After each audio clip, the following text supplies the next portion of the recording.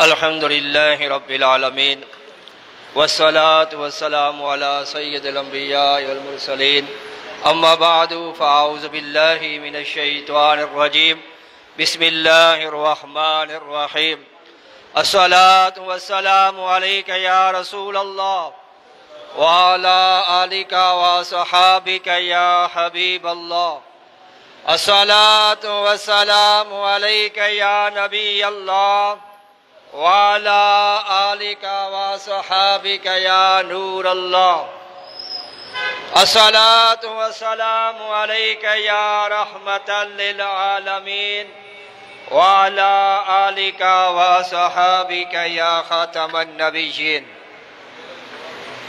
نویت سنت الاعتکاف۔ الحمدللہ اس وقت ہم مدینہ مسجد میں تراویح کے اندر ختم قرآن پاک کے حوالے سے محفل میں شریک ہیں، اور اس محفل کا آغاز تلاوت کلام پاک سے کیا جا رہا ہے۔ میں دعوت دے رہا ہوں محترم جناب حافظ قاری محمد وجاہت عطاری صاحب کو، وہ آئیں اور تلاوت فرما کر ہمارے دلوں کو منور فرمائے۔ نعرہ تکبیر، نعرہ رسالت، نعرہ رسالت۔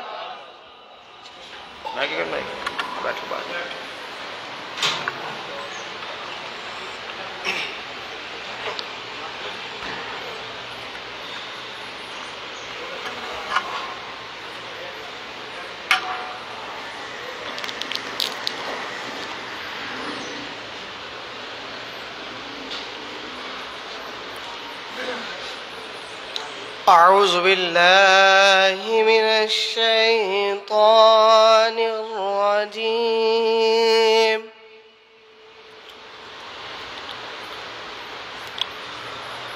بسم الله الرحمن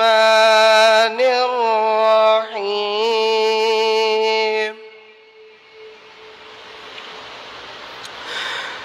لا يستوي أصحاب النار وأصحاب الجنة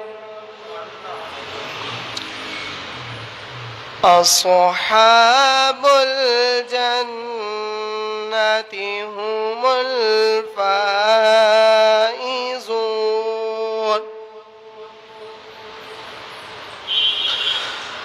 لو أنزلنا هذا القرآن على جبل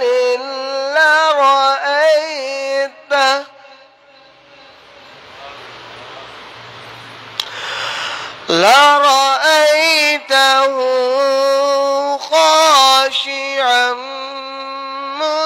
متصدعا من خشية الله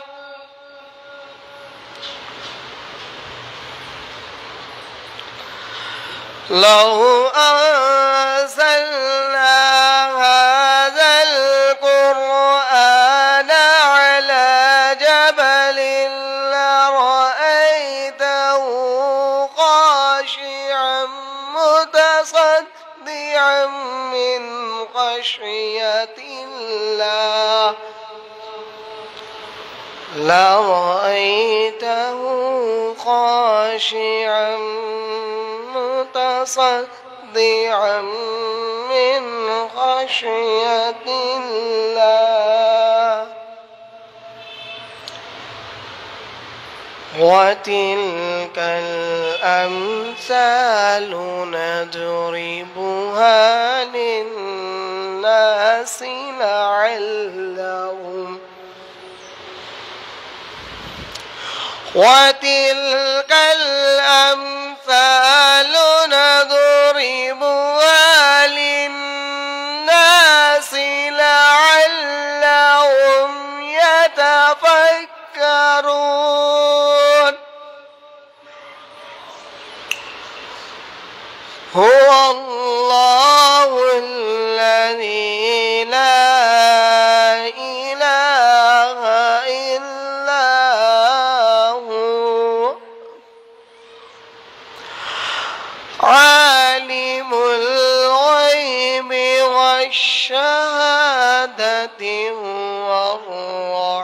الرحمن الرحيم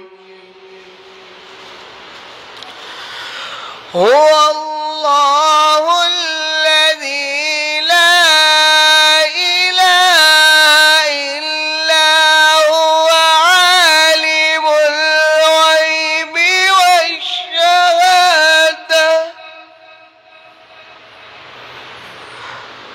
عالم الغيب والشهادة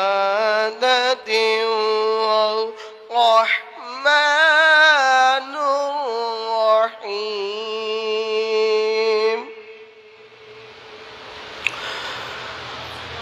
هو الله الذي لا إله إلا هو الملك القدوس السلام المؤمن المهيمن العزيز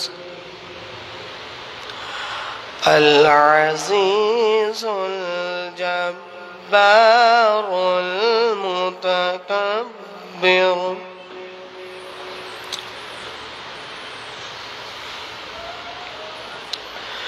الملك القدوس السلام المؤمن المهيمن العزيز الجبار المتكبر سبحان الله عما يشركون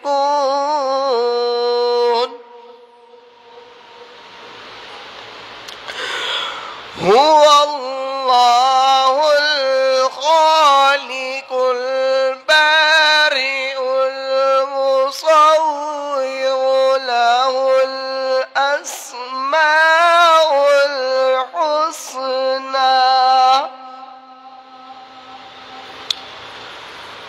يسبح له ما في السماوات والأرض وهو العزيز الحكيم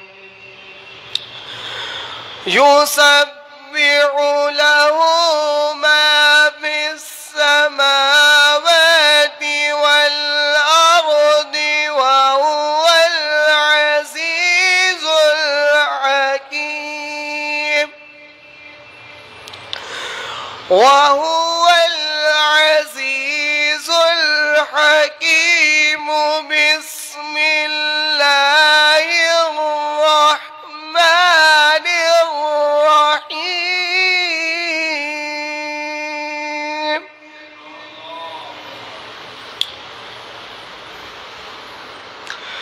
بسم الله الرحمن الرحيم إنا أعطيناك الكوثر فصل لربك وانحر إنا أعطيناك الكوثر فصل لربك وانحر إن شانئك هو الأبتر إن شانئك هو الأبتر آمنت بالله صدق الله العظيم وصدق رسوله النبي الكريم الأمين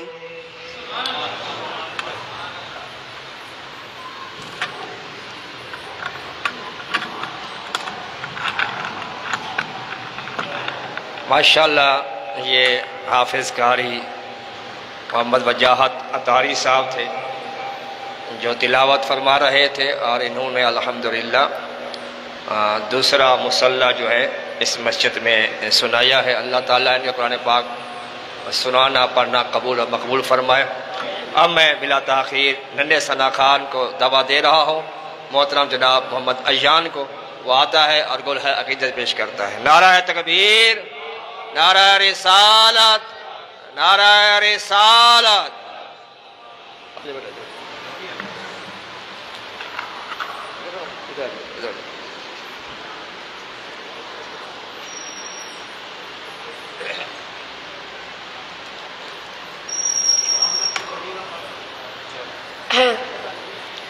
ایک دفعہ سب محبت کے ساتھ درود پاک کا نذرانہ پیش کر لیجئے۔ صلی اللہ علیہ یا رسول اللہ وسلم علیہ یا حبیب اللہ۔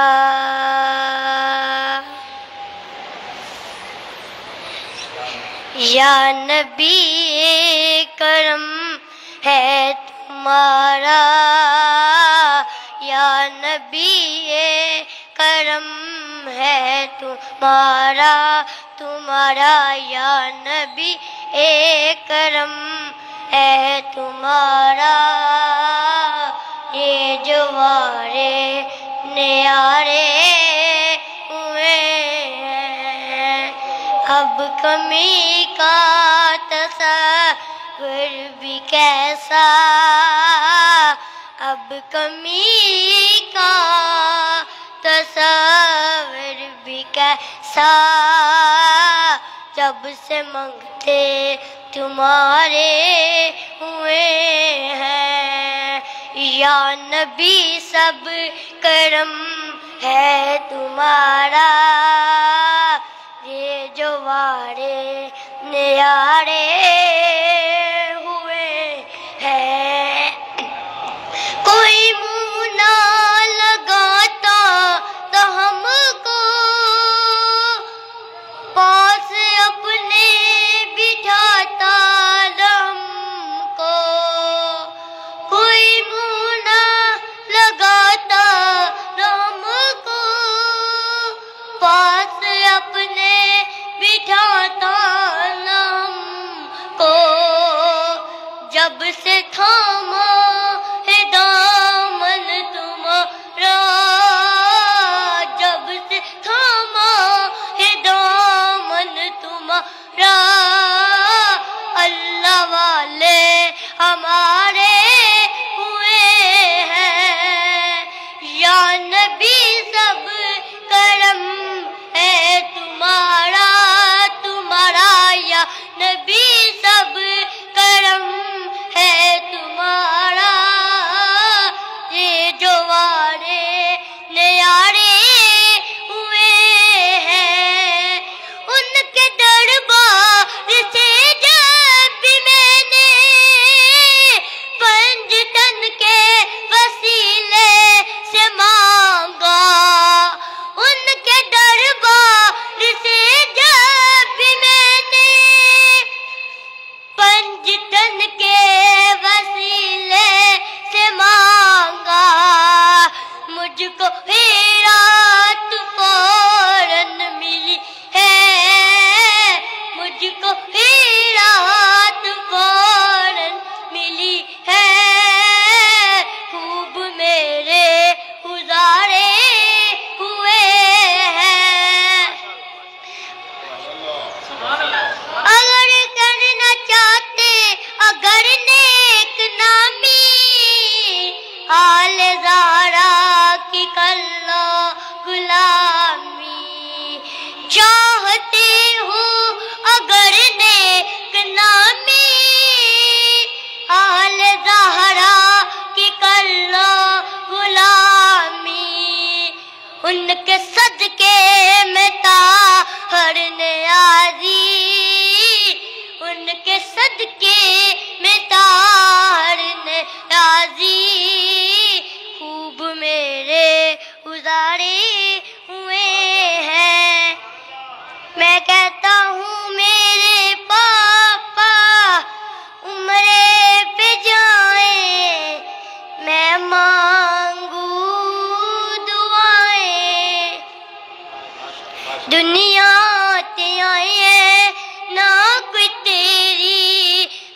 مثال دا دنیا تے آئے نہ کوئی تیری ہاں مثال دا میں لب کے لے آواں کی تو سونا تیرے نال دا دنیا تے آئے نہ کوئی تیری ہاں مثال دا پوچھ لے حدیث کولو پوچھ لے قرآن کو گلیاں مدینے دیا لکھ نے جہان تو گلیاں مدینے دیا لکھ نے جہان تو ایسا روزہ تک کے آنا ایسا روزہ تک کے آنا کسے لرج پال دا میں لب کے لے آواں کہ تو سونا تیرے نال دا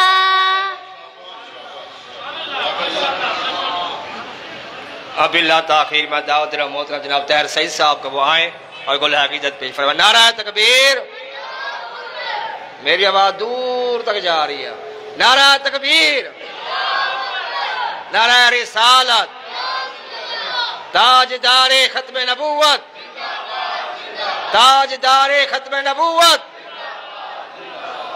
ایک اور نعرہ بھی یاد کرایا ہم نے بڑا پیارا نعرہ ہے محمد مصطفیٰ سب سے آخری نبی محمد مصطفیٰ احمد مجتبی اور ہر صحابی نبی ہر صحابی نبی ثنا خان مصطفیٰ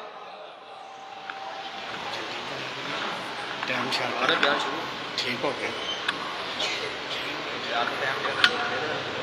ٹھیک ہو گیا اعوذ باللہ من الشیطان الرجیم بسم اللہ الرحمن الرحیم محبت سے سب دوسرے پڑھیں صلی اللہ علیہ یا رسول اللہ وسلم علیہ یا حبیب اللہ سب سے اولا اعلیٰ ہمارا نبی سب سے اولا اعلیٰ ہمارا نبی سب سے بالا ہو والا ہمارا نبی اپنے مولا کا پیارا ہمارا نبی اپنے مولا کا پیارا ہمارا نبی دونوں عالم کا دولہ ہمارا نبی دونوں عالم کا دولہ ہمارا نبی دونوں عالم کا دولہ ہمارا نبی سب سے اولا اعلیٰ ہمارا نبی خلق سے اولیاء اولیاء سے رسل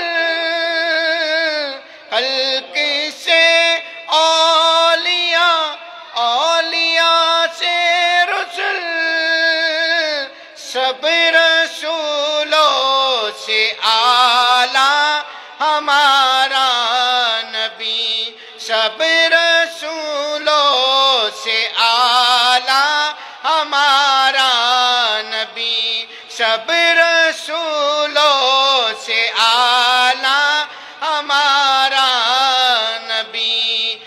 سب سے اولا ہو اعلیٰ ہمارا نبی، غمزدوں کو رضا مجھ دیجی کرے،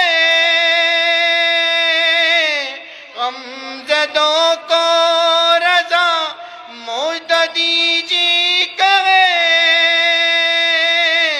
بے کسوں کا سہارا ہمارا نبی، مل کے کہیے بے کسوں کا سہارا ہمارا نبی۔ پیچھے تک کہیے کیونکہ ہم سب کا نبی ہیں، تو آپ بھی پڑھیں گے تو آپ کی بھی حاضری ہو جائے گی۔ حضرت صاحب آنے لگے ہیں، 5 منٹ کے بعد ان کا بیان شروع ہو جائے گا۔ ہم سب سے اولا ہو اعلیٰ ہمارا نبی، سب سے اولا ہو اعلیٰ ہمارا نبی۔ اور اب آخر میں ایک دعائی کلام کے چند اشعار۔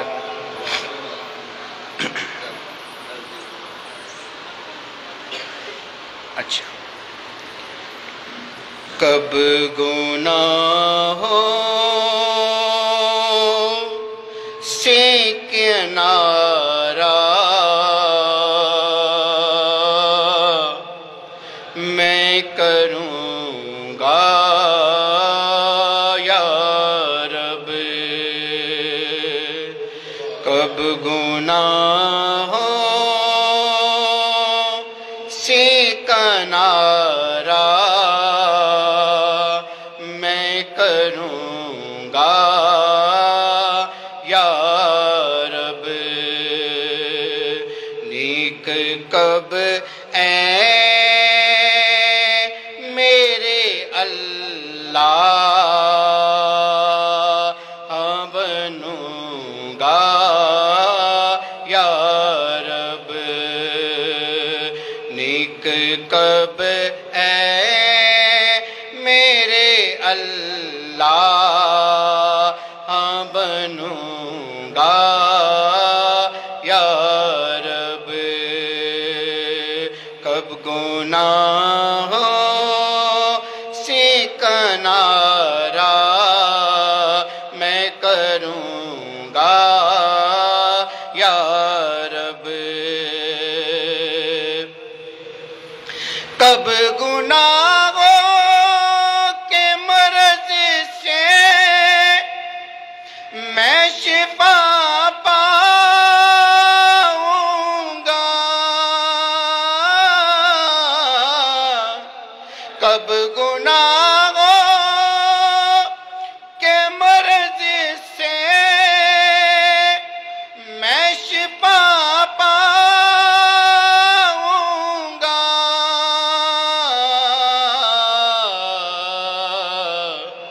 کب میں بیمار مدینے کا بنوں گا یا رب، کب میں بیمار مدینے کا بنوں گا یا رب، کب گناہوں سے کنارہ میں کروں گا یا رب، نزع کے وقت مجھے جلوائے محبوب دکھا،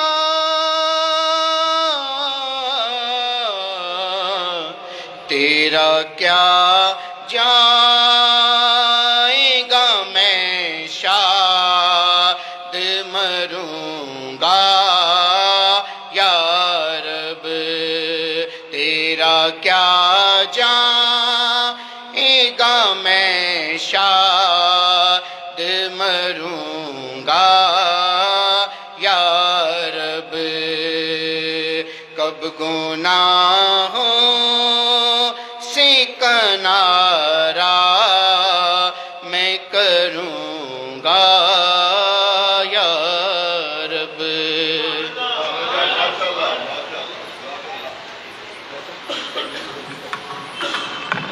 اب بلا تاخیر میں دعوت دے رہا ہوں محترم جناب محمد بلال اطاری صاحب کو آتے ہیں اور اپنی حاضری پیش کرتے ہیں۔ نعرہ تکبیر، نعرہ رسالت، نعرہ رسالت۔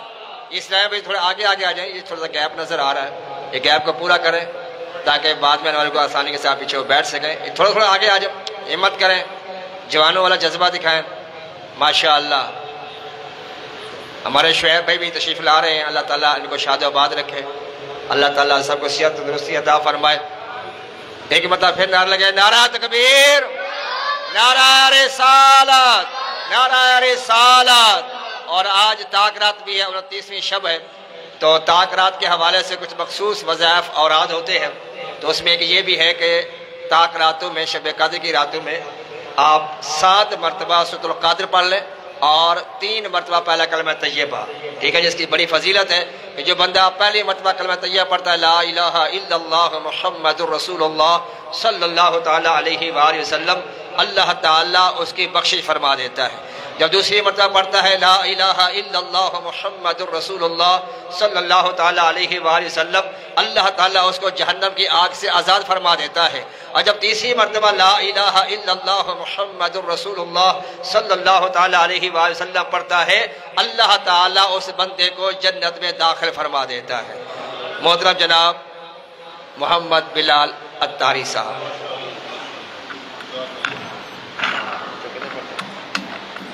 صلی اللہ علیہ یا رسول اللہ وسلم علیہ یا حبیب اللہ۔ اعلیٰ حضرت علیہ رحمہ کا بہت ہی پیارے کلام کے چند اشعار۔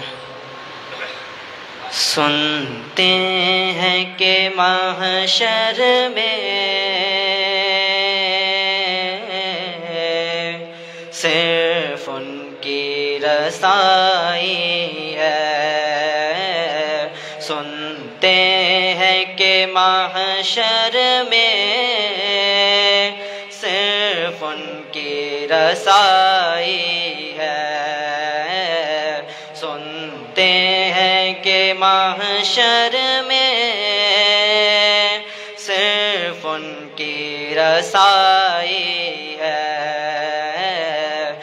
سنتے ہیں کہ محشر میں صرف ان کی رسائی ہے، سنتے ہیں کہ محشر میں صرف ان کی رسائی ہے، گر ان کی رسائی ہے لا جب تو بنائی ہے، گر ان کی رسائی ہے لا جب تو بنائی ہے، گر ان کی رسائی ہے لا جب تو بنائی ہے، مچلا ہے کہ رحمت نے امید بندھائی ہے، مچلا ہے کہ رحمت نے امید بندھائی ہے، کیا بات تیری مجرم، کیا بات بنائی ہے، سنتے ہیں کہ محشر میں صرف ان کی رسائی ہے۔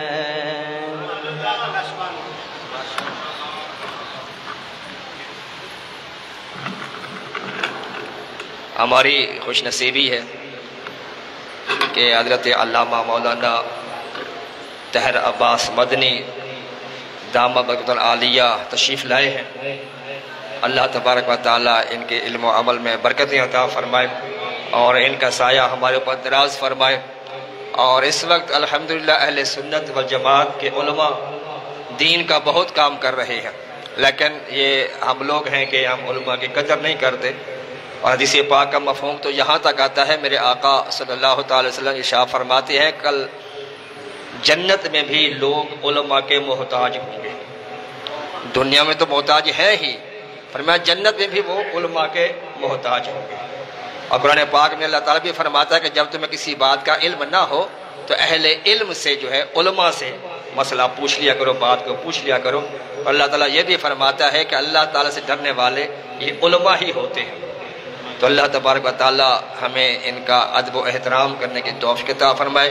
اب میں بلا تاخیر حضرت علامہ مولانا محمد طاہر عباس مدنی صاحب سے ملتمس ہوں وہ آئیں اور اپنے نورانی ملفوظات سے ہم سب کو منور فرمائے۔ نعرہ تکبیر، نعرہ رسالت، نعرہ رسالت۔ بڑی توجہ کے ساتھ آپ نے بیان سننا ہے، انشاءاللہ بہت سے مدنی پھول آپ کو ملیں گے۔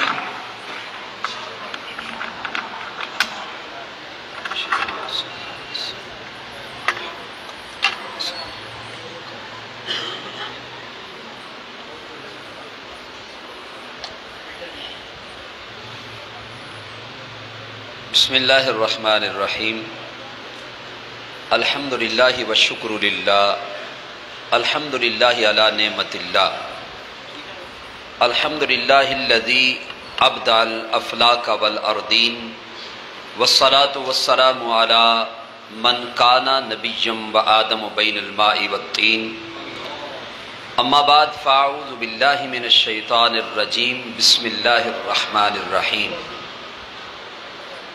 لقد كان لكم في رسول الله أسوة حسنة، صدق الله مولانا العظيم وبلغنا رسوله النبي الكريم الأمين۔ مولاي صل وسلم دائما أبدا على حبيبك خير الخلق كلهم، منزه عن شريك في محاسنه، فجوهر الحسن فيه غير منقسم، محمد ذکرہ روح لانفسنا، محمد شکرہ فرد علی الامم، محمد تاج رسل اللہ قاطبۃ، محمد صادق الاقوال والکلم، وکلہم من رسول اللہ ملتمس غرفا من البحر او رشفا من الدیم، مولاي صل وسلم دائما ابدا علی حبیبک خیر الخلق کلہم۔ بندہ پروردگارم امت احمد نبی، دوست دار چار یارم تاب اولاد علی، مذہب حنفیہ دارم ملت حضرت خلیل، خاک پائے غوث اعظم زیر سایہ ہر ولی۔ عزیزان گرامی قدر، اللہ تعالی جل جلالہ اور اس کے پیارے حبیب ہم سب کے آقا حضرت محمد مصطفیٰ صلی اللہ تعالیٰ علیہ وآلہ وسلم کے دربار نور میں اپنی محبتوں کا خراج پیش کرنے کے بعد آج کی یہ تقریب سعید، یہ محفل مبارکہ بسلسلہ ختم قرآن انعقاد پذیر ہے۔ پچھلے سال بھی میری حاضری ہوئی تھی، قبلہ حضرت علامہ عبد الرحمن صاحب شفقت فرماتے ہیں، یہ ان کی محبت ہے، اور میں تو ان کا شکریہ ادا کروں گا کہ قرآن و سنت کے پیغام کو آپ احباب تک پہنچانے کے لیے حضرت نے مجھے دعوت پیش کی، تو یقیناً اس سے بڑی سعادت کیا ہو سکتی ہے۔ یہ تو وہ کام ہے جو انبیاء کا کام ہے، تو ہم انبیاء کے جو ورثاء ہیں ان کے بھی ہم خادم ہیں، تو اس اعتبار سے میں ان کا شکریہ ادا کرتا ہوں۔ اللہ تعالیٰ قبلہ حضرت صاحب اور ان کے باقی جتنے رفقائے کار ہیں، مسجد ہادہ کی انتظامیہ اور دیگر جو معاونین ہیں، اللہ سب کو دارین کی برکتوں، نعمتوں، رحمتوں اور سعادتوں سے مالا مال فرمائے۔ حضرات ذی وقار، آج کی رات مظلوم رات ہے. یہ جملہ آج کے رات کے متعلق شاید آپ نے نہ سنا ہو. وہ اس لیے عام روٹین کے اندر تو جو بات معروف ہے ہمارے ہاں رائج ہے وہ یہی ہے کہ شب قدر جو ہے وہ 27 رمضان کو ہوتی ہے. لیکن یہ ایک حسن ظن ہے، یہ پکی بات نہیں ہے. نبی پاک علیہ الصلوۃ والسلام کی جو تعلیم ہے شب قدر کے حوالے سے، حضور نے ارشاد فرمایا شب قدر کو رمضان کے آخری عشرے کی طاق راتوں میں تلاش کرو. اور وہ طاق رات 21ویں، 23ویں، 25ویں، 27ویں اور یہ 29ویں کی بھی رات شامل ہے. یہ طاق رات ہے نا. اچھا باقی جیسے 21ویں ہے یا 23ویں ہے یا 25ویں ہے یا بالخصوص 27ویں رات کو ہم شب قدر کو تلاش کرنے کے لیے شب بیداری کرتے ہیں، ساری رات جاگتے ہیں. اور تقریباً ہمارے پاکستان میں اکثر مساجد کے اندر 27 رمضان کو ختم قرآن ہوتا ہے. اچھا سیدنا فاروق اعظم کے دور میں بھی 27 رمضان کو ہی ختم قرآن ہوتا تھا. لیکن اب ان راتوں کا تو بڑا اہتمام کیا جاتا ہے، مگر 29ویں مظلوم اس اعتبار سے ہے. ابھی میں آیا تو وہاں گزرنے کی جگہ نہیں مل رہی تھی، اتنا رش تھا. یعنی لوگ اس رات کو انارکلی میں آپ کو نظر آئیں گے، مارکیٹوں میں نظر آئیں گے، مسجد میں نظر کم آئیں گے. لوگ یہ سمجھتے ہیں کہ شاید یہ شب قدر ہو ہی نہیں سکتی. بھائی یہ بھی شب قدر ہو سکتی ہے، اور یہ تو اللہ بہتر جانتا ہے، اسی لیے تو اس کو مخفی رکھا گیا. ہو سکتا ہے کہ یہ آج کی جو رات ہے جس میں ہم بیٹھے ہوئے ہیں یہی رات شب قدر ہو، ممکن ہے نا. تو ہمارے نبی کی تعلیم تو یہ ہے کہ 29ویں بھائی شب قدر ہو سکتی ہے. تو لہذا جس طرح ہم دیگر طاق راتوں کے اندر عبادت و ریاضت کرتے ہیں، لوگوں کا رجحان اور میلان مساجد کی طرف ہوتا ہے، 29ویں شب کو بھی یہ اہتمام ہونا چاہیے. اللہ کرے ہم اس کے عامل بن جائیں. لیکن اب جہاں بھی چلے جائے باہر خریداری ہو رہی ہے، جو جوتیوں کی دکانیں ہیں، کپڑوں کی دکانیں ہیں جناب، اور ہماری اب تو بہنیں بھی باہر نکلی ہوئی ہیں چوڑیاں خریدنے کے لیے، مہندی خریدنے کے لیے. تو یہ کسی اور ٹائم میں بھی ہو سکتا ہے، لیکن جو طاق رات ہے اس کا بہرحال اگر اہتمام ہو تو یہ بہت اچھا ہے. ہمارے نبی علیہ الصلوۃ والسلام نے تو ہمیں یہی تعلیم فرمایا ہے کہ طاق راتوں میں شب قدر کو تلاش کرو، اور ہو سکتا ہے 29ویں ہو، تو لہذا اس کا بھی اہتمام ہونا چاہیے. آج صبح میں الحمدللہ فجر کی نماز کے بعد درس حدیث کرتا ہوں. ایک حدیث بخاری اور مسلم کی متفق علیہ میری نظر سے گزری، اور میں نے پھر اسی کو بیان کیا. تو میں نے چاہا کہ وہ آپ کی خدمت میں پیش کروں. سوچ رہا تھا کہ کس موضوع پر گفتگو کروں.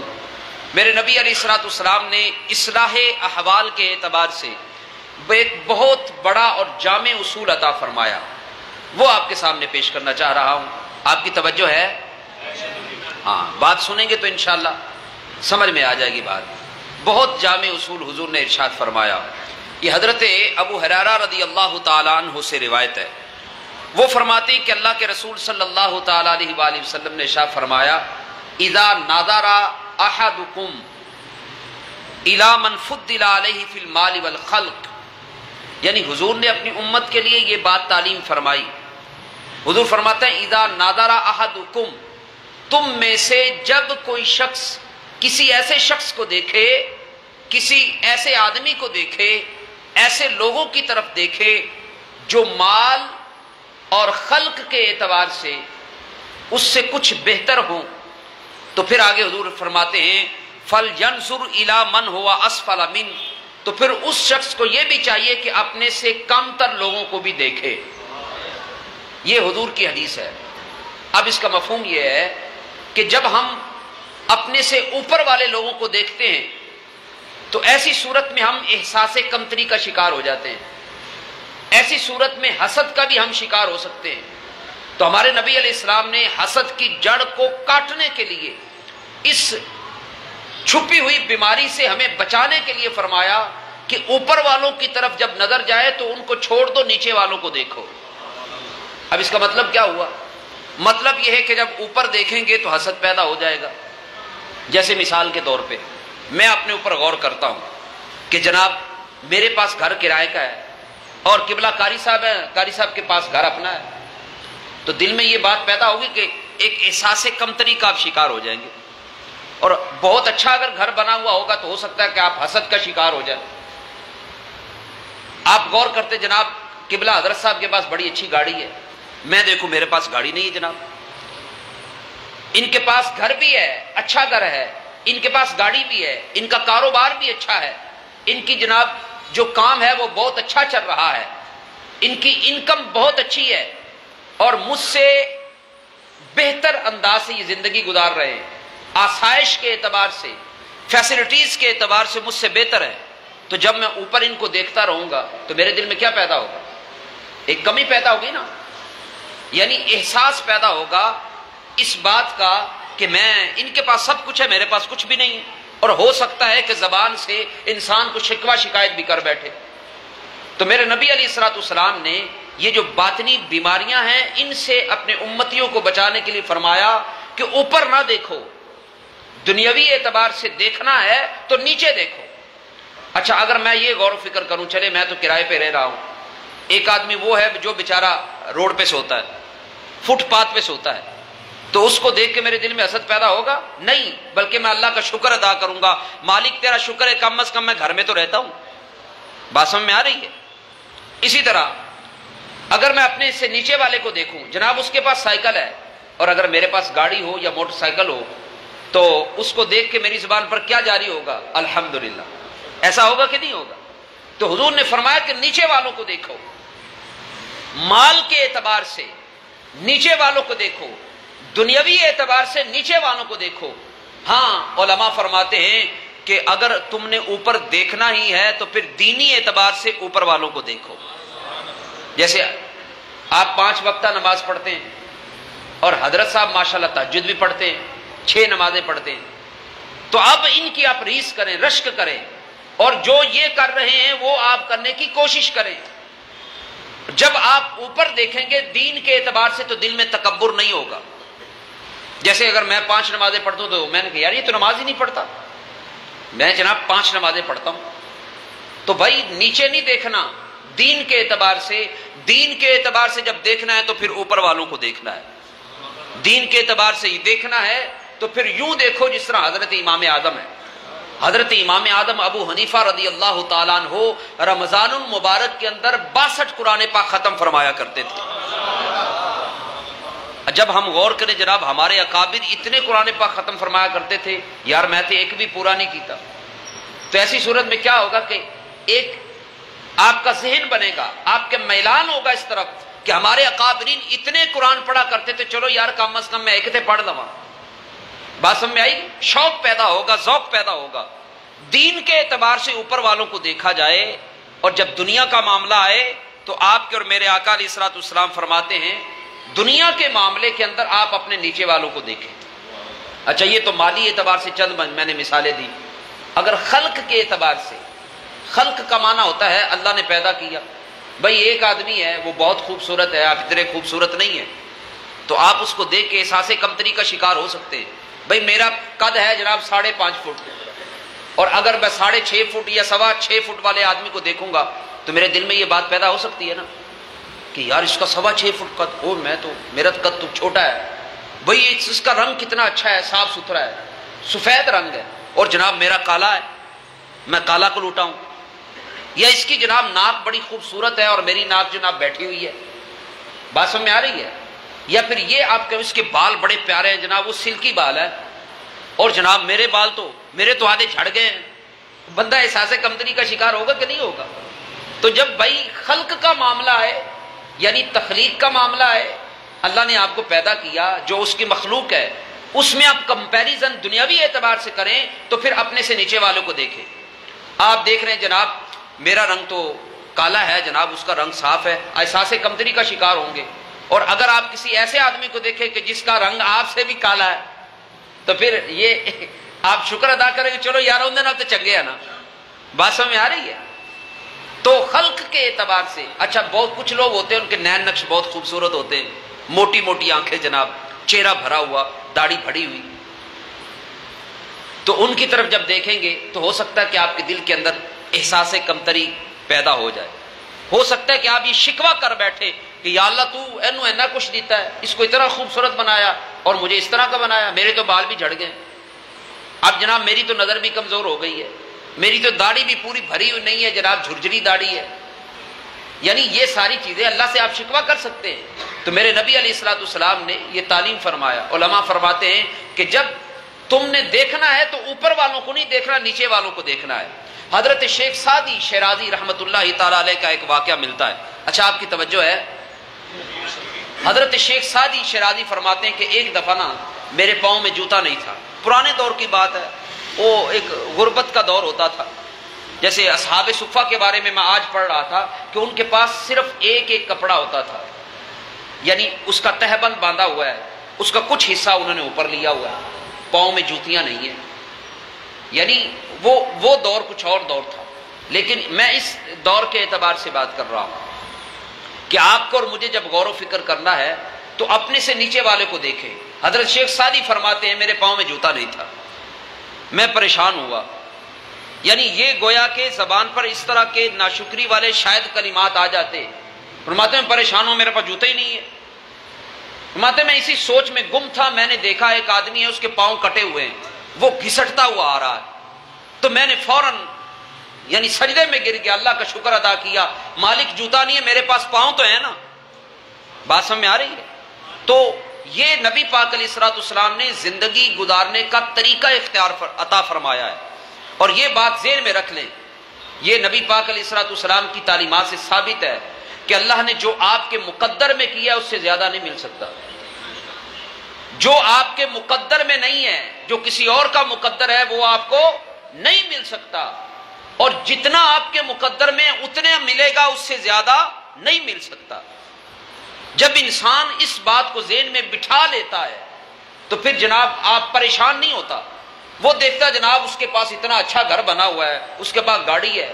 تو جب انسان اللہ کی تقسیم پہ راضی ہو جائے کہ یہ بھائی میرے رب نے تقسیم کیا ہے، نہیں قسمت کا معنی تقسیم کرنا ہے، یہ اللہ نے تقسیم کیا. کسی کو جناب اللہ تعالیٰ نے عقل زیادہ دے دی. بہت سارے ایسے لوگ آپ دیکھتے ہوں گے جناب، وہ بالکل نیلے ہوتے ہیں، بظاہر ان کی کوئی شکل و شبات بھی نہیں ہے اور ذہنی اعتبار سے بھی بالکل سادہ سے ہوتے ہیں، مگر کروڑوں روپے کے مالک ہوتے ہیں. اور بہت سارے ایسے ذہین و فتین پڑھے لکھے جناب پی ایچ ڈی کی ہوئی ہے، لیکن ایک وقت کا گزارا کرنا ان کے لیے مشکل ہو رہا ہوتا ہے. تو یہ اللہ کی تقسیم ہے. کسی کو رزق دے دیتا ہے. رزق کا معنی ہوتا ہے جو ہم کھاتے پیتے، خالی یہی نہیں، یعنی مختلف اللہ کی نعمتیں، وہ جس کو جتنا چاہے عطا فرما دے. تو لہذا ہمارے نبی علیہ الصلوۃ والسلام یہ چاہتے ہیں ہم سے کہ میرے جو امتی ہیں وہ رب کی بارگاہ میں کچھ شکوہ شکایت نہ کریں، وہ کبھی بھی پریشان نہ ہوں. میرے امتی جب نیچے والوں کو دیکھیں گے وہ پرسکون ہو جائیں گے، اللہ کا شکر ادا کریں گے کہ مالک تو نے مجھے اتنا کچھ دیا ہوا ہے، یعنی اس سے تو بہتر ہوں نا. اب ایک آدمی اس کے بال جھڑے ہوئے ہیں اور وہ کہ جناب میرے بال جھڑ گئے، احساس کمتری کا شکار وہ ہونے لگے. اگر وہ کسی ایسے آدمی کو دیکھے کہ جو پیدائشی طور پر ہی گنجا ہو، جس کے سر پہ ایک بال بھی نہیں ہے، تو اللہ کا شکر ادا کرے گا کہ نہیں کرے گا؟ ضرور کرے گا. تو اسی لیے فرمایا گیا کہ اوپر والوں کو نہ دیکھو، نیچے والوں کو دیکھو. اور جب دین کا معاملہ آئے تو دینی اعتبار سے پھر دادا صاحب کو دیکھو، دیکھنا ہے تو امام اعظم کو دیکھو، غوث پاک کو دیکھو، اور جو اللہ کے نیک بندے ہیں جو دن رات رب رب کرتے ہیں ان کی طرف دیکھو، ان کی کاپی کرنے کی کوشش کرو. تو اس کا فائدہ یہ ہوگا کہ تم اللہ رب العزت جل شانہ کا کبھی شکوہ نہیں کرو گے، اس کے ہمیشہ شکر گزار رہو گے.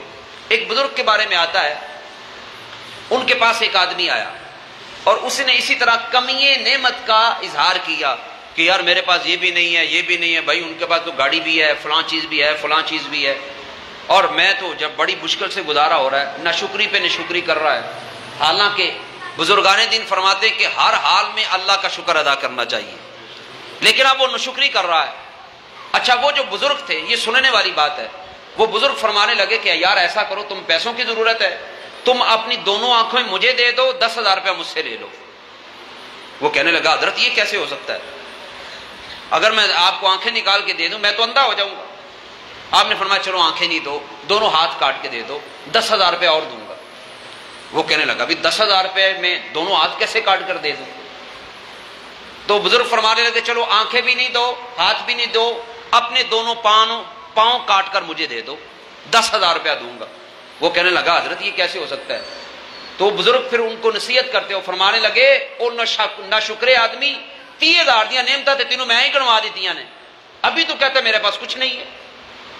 یعنی اللہ نے تمہیں اتنا نوازا ہوا ہے، اللہ تعالیٰ کبھی آزمائش میں مبتلا کرتا ہے، کسی چیز کی کمی ہے تو کوئی بات نہیں۔ اسی طرح آپ نے دیکھا ہوگا کہ بعض حضرات ہوتے ہیں ان کے پاس اولاد نہیں ہوتی، بعض حضرات ہوتے ہیں اللہ تعالیٰ نے، میں جہاں میری مسجد ہے مسجد کے برابر میں ایک گھر ہے، انہوں نے 17 بچے نے جنہوں نے اللہ تعالیٰ چاہے چھپڑ پھاڑ کے دے دے۔ تو یہ مالک کی تقسیم ہے، اس کی تقسیم پر راضی رہنا چاہیے۔ کبھی ایسا بھی ہوتا ہے اولاد ہوتی ہے لیکن نافرمان ہوتی ہے اور ساری زندگی جناب آپ ان کے حوالے سے پریشان ہی رہتے ہیں۔ تو یہ اللہ تعالیٰ جل شانہ جو کرتا ہے بہتر کرتا ہے، تو لہذا اگر اولاد کی کمی ہے پھر بھی احساس کمتری کا شکار نہ ہو، اللہ کے دربار میں عرض کریں، اس سے مانگنا چاہیے۔ جو اس سے مانگتا نہیں وہ اس سے ناراض ہوتا ہے۔ رب وہ ہے اس سے مانگے نہ تو اس سے ناراض ہوتا ہے، اور اللہ تعالیٰ اس بات کو پسند کرتا ہے کہ میرا بندہ مجھے پکارے، تو اس سے مانگنے میں کوئی مسئلہ نہیں ہے۔ لیکن اس کے ساتھ ساتھ اگر اس کی حکمت سے کوئی تاخیر ہے، جو آپ چاہ رہے ہیں وہ نہیں مل رہا، تو پھر بھی اس کا شکر گزار رہنا چاہیے، پریشان نہیں ہونا چاہیے۔ اس کی وجہ یہ ہے کہ اللہ تعالیٰ جل شانہ نے جو تمہیں ابھی نہیں دیا، ہو سکتا ہے وہ تمہارے لیے نقصان دہ ہو، اس کی جگہ اللہ تعالیٰ تمہیں کچھ اور عطا فرما رہا ہو، تو لہذا ہر حال میں اللہ کا شاکر اور ذاکر رہنا چاہیے۔ ہمارے نبی علیہ الصلوۃ والسلام اس میں یہی تعلیم فرما رہے ہیں۔ پھر یہ بھی بات پکی ہے یار، اگر کسی کے پاس کچھ نعمتیں ہیں تو وہ سب کچھ دنیا میں رہ جائے گا۔ مالی اعتبار سے کسی کے پاس اچھا گھر ہے، کسی کے پاس اچھی گاڑی ہے، کسی کے پاس جناب والا وہ دولت کی ریل پیل ہے، کسی کے پاس جناب رزق کی فراوانی ہے، تو یہ سارا کچھ ادھر ہی رہ جائے گا۔ کیسے رہ جائے گا بھائی؟ جو دنیا میں آیا ہے اس نے دنیا میں وقت پورا کرنا ہے، اس کے بعد چلے جانا ہے۔ حضور نے فرمایا بندہ کہتا ہے مالی مالی، میرا مال میرا مال، حضور فرماتے ہیں اس کا مال کوئی نہیں ہے جس کو وہ مال کہہ رہا ہے، اس کا صرف وہ مال ہے جو اس نے کھا لیا، جو اس نے پہن کر بوسیدہ کر دیا، یہ اس کا مال ہے، یا پھر اس کا وہ مال ہے کہ جو اس نے اللہ کی راہ میں خرچ کر دیا۔ اگر اس کی ابھی آنکھیں بند ہوں تو جو مال جس کے متعلق وہ کہہ رہا ہے کہ میرا مال یہ اس کا نہیں ہوگا، آنکھیں بند ہوں گی وہ کسی اور کا ہو جائے گا۔ اچھا اس کو آپ دیکھ لیں، ہمارے جناب وزیر اعظم صاحب شہباز شریف صاحب یا زرداری صاحب ہے، انہاں کو مال کاٹے، یہ زرداری صاحب ہونے اکھاں بند کر جان تو جناب وہ بیریا ٹاؤن میں جو اتنا بڑا بنگلہ بنا ہوا ہے وہ کدھر جائے گا؟ قبر میں ساتھ جائے گا؟ ادھر ہی رہ جائے گا۔ تو بھائی دنیا کے مال کے لیے اتنا انسان کو ہوس پرست نہیں ہونا چاہیے کہ دن رات مال مال کرتا رہے۔ یاد رکھیں جو میں عرض کر چکا ہوں کہ اللہ نے جو آپ کے مقدر میں کیا گا وہ آپ کو مل کے رہے گا، اور جو آپ کے مقدر میں نہیں ہے وہ آپ کو کبھی بھی نہیں مل سکتا۔ اچھا اس کا ہرگز یہ مطلب بھی نہیں کہ جناب ہاتھ کے اوپر ہاتھ رکھ کے بیٹھے رہو، چونکہ حرکت میں برکت ہے، کھلوتا پانی بھی بدبو مار جاتا ہے۔ تو لہذا آپ کوشش بھی کریں، لیکن اس کے ساتھ کبھی بھی اللہ کا شکوہ نہ کریں، اللہ تعالیٰ جل شانہ کا ہمیشہ شکر گزار رہے، تو کبھی بھی مال کے پیچھے اتنا زیادہ مت بھاگے۔ اللہ نے جو مقدر کیا ہے آپ اپنی پوری محنت دیانتداری سے کریں، کبھی بھی حرام ذرائع کو اختیار مت کریں۔ اللہ نے جو مقدر کیا ہے وہ مل کے رہے گا، اور جو مقدر نہیں کیا وہ کبھی بھی آپ کو مل سکتا نہیں ہے۔ ایک بزرگ نے بڑی خوبصورت بات ارشاد فرمائی اس حوالے سے کہ یہ جو مال ہے نا محنت سے جوڑنا پڑتا ہے۔ یاسر بھائی مال محنت سے جوڑنا پڑتا ہے، محنت سے جوڑنا، اور ظاہر سی بات ہے جب مال آئے تو ایسا تو نہیں اس کو آپ روڈ پہ رکھ دیتے ہیں، پھر اس کی حفاظت بھی کرنی پڑتی ہے۔ تو بزرگ فرماتے ہیں کہ یہ مال محنت سے جوڑنا، مشقت سے اس کی حفاظت کرنا، اور اینڈ کیا ہوتا ہے پھر حسرت سے اس کو چھوڑ کر چلے جانا، یہ اس کی حیثیت ہے اس دنیا کے مال کی۔ نبی پاک علیہ الصلوۃ والسلام ایک مرتبہ ایک مقام سے گزرے تو ایک نا بھیڑ تھی، بھیڑ کا مرا ہوا بچہ پڑا تھا، چھوٹا سا بچہ تھا، پیدا ہوا مر گیا، مرا ہوا بچہ بھیڑ کا پڑا ہے، حضور کا وہاں سے گزر ہوا، حضور کے صحابہ ساتھ تھے۔ میرے نبی علیہ الصلوۃ والسلام نے اپنے صحابہ سے فرمایا کہ یار یہ جو بچہ مرا ہوا ہے، یہ جو بھیڑ کا بچہ ہے، تم میں سے کون ایسا ہے کہ جو اس کو 1 درہم کے بدلے خریدے، 1 روپیہ کر لے، 1 روپے کے بدلے میں خریدے؟ تو صحابہ عرض کرتے ہیں یا رسول اللہ ایڈا مہنگا 1 روپے جو کون خریدے گا، انہوں مفت بھی کوئی نہیں لوے گا، مرا ہوا بچہ ہے، اس کی کوئی قیمت کوئی ویلیو نہیں ہے، اس کو کون خریدے گا؟